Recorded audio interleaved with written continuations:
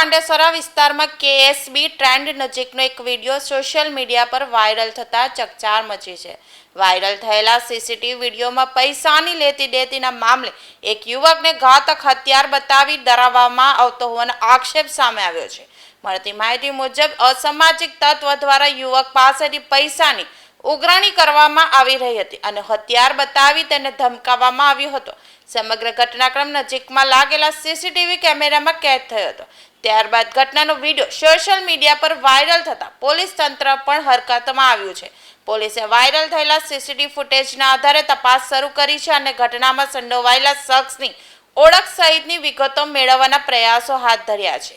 પૈસાની ઉઘરાણી પાછળનું ચોક્કસ કારણ શું હતું અને હથિયાર બતાવનાર શખ્સ કોણ છે તે અંગે પોલીસ તપાસ બાદ જ હકીકત સ્પષ્ટ થશે. ઘટનાને પગલે સ્થાનિક વિસ્તારમાં પણ ચર્ચા અને ચકચાર જોવા મળી રહી છે.